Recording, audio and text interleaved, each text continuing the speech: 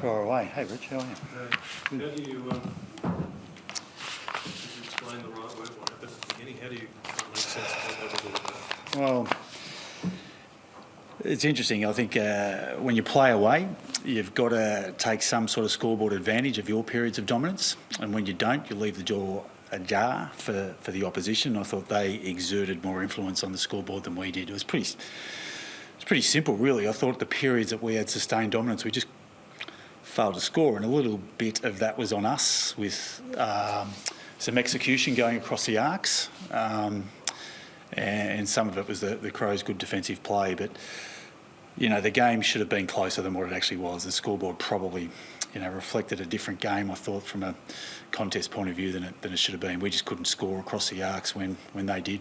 So rather than when we were watching, there were times when the team just simply flat-footed, didn't even want to push it inside 50. What was going through their minds there, do you think? So was Well, just not prepared to be... yeah, I know we won the inside 50 count. We had more than enough opportunities. It was really slow. Yeah, definitely slow. Absolutely, we spoke about that then. But then when we started to play away, it was a lot more dynamic sort of thing. But I thought we had periods where we just couldn't quite get the scoreboard reward. When the ball went inside 50, we had 25 forward half turnovers, all those sort of things. We just couldn't get any scoreboard dominance at all. And then it would go down the other end, and a couple of their key pillars stood up and kicked some pretty important goals and some good goals. Is that about passing the test when you're on the road against a side that's very arch? Well, I think we're probably underestimating Adelaide a little bit. They had, as far as I was concerned, the best recruiting class of last year. Peatling, Cumming, Neil Bullen. I was very fortunate to have a side that I coached that brought in three pretty important players that led to a premiership, and I reckon these guys are going to do pretty much a similar thing.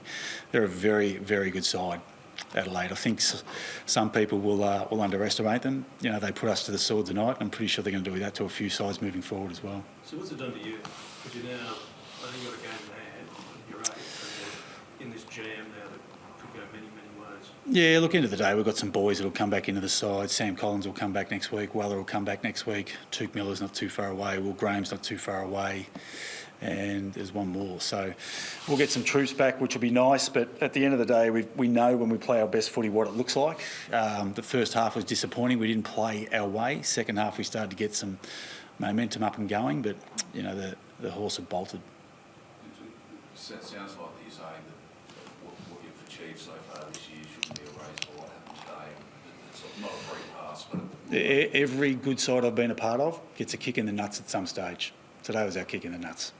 Like I said, there's some things in our game that, the scoreboard, we didn't kick very well, we didn't take our chances, and they did, sort of thing. So, as I said, you've got to take your chances when you play over. And, we had some outstanding looks going across the arcs, and we just stuffed them up. Decision making or execution? A combination of both. Sometimes it's the noise, and, you think you got less time than what you actually have, and we just didn't execute that well enough. So, there are things we'll take into account. We're still a side that is learning how to win, those big games. And this year we've been good at stages, but we've been disappointing. Tonight was probably one of those disappointing ones. What was the message to them at half time? Just forget what you've done, and the only thing we can focus on is the next shift, which is the next half, and let's get our game back up and going. We sort of spoke about a few things that we weren't doing or how we weren't playing, and went forward with that. So, look, to their credit, they actually started to play a decent brand, well, I don't say decent brand, a more Suns brand of football, and we started to get some, scoreboard reflective of that.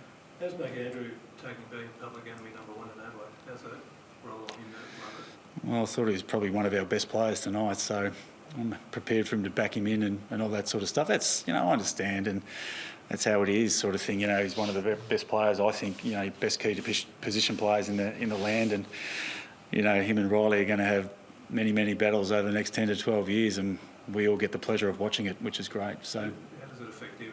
What's he telling you about how he fights with? No, it doesn't worry him. It just, what the very best players do? They get a rise off it. So keep yelling at him and all that sort of stuff. He'll just get better and better. What did you make of the double goal? What did you make of it? Asking him. And I'm asking you. Go on, do you sit there? What did you make of I'll it? tell you, I thought it was a gift. Yeah, I think the sooner the AFL, and they're onto that, it's a silly rule. It's been around a little bit too long, and, look, it's always the retaliator that gets stung, doesn't it? But we can't put ourselves in that situation. We've given away a few of those this year, so I think it's something that in the whole card lot, you know what I'm saying. We should probably get rid of it. Stanwell? Yeah, well, we spoke to our players because we noticed last night in particular there's a lot of 50s, and there were a lot of 50s in our game tonight. So, probably from our point of view, what we'd appreciate, I think, as a coaching fraternity is help us help the umpires. That is a really hard thing for the umpires to adjudicate. So if you say, listen, we've noticed this, get on the front foot, tell us, and we'll sit there and we'll try and coach it. So we're not making the umpires make those decisions. Because there's some where it's like, and looking at some of the ones that we saw last night as well, we're going to have to educate our players about what they can and can't do again, because obviously things slip in interpretation. What do you do with one at the northern end? Sorry, which way's the northern end, Michael? One at the northern end here, just stood there and he gets 50 against him. Was that against Noah Anderson? Who was it against? I don't know. Even the one with Jed. Jed was not too sure. Am I allowed to go around the back now or not? And, well, look, it's on me as a coach. I've got to educate our players better. So what we love to do, though, is make the umpire's job a hell of a lot easier. It's the initial report on reality. Yeah, we're not too sure. He'll get scans, I think, here, and then we'll figure that out. So it's a foot injury or a lower leg injury of some sort. We're not too sure of the significance or the damage. You've got an extraordinary finish where you come back here and think at this game that's going to be replayed. You've spoken to the AFL about an insight of how that's all going to play out for you. No, I haven't even looked at it. I know obviously at the end of the year there's some mechanics that we have to work through, but we're just firmly entrenched in our block of 4 games at the moment. We'll worry about that in due course. I'm sure there's people that are working behind the scenes to see what that looks like at some stage, but there's not much I can do sitting in this chair at the moment. Thanks, guys. Thank you.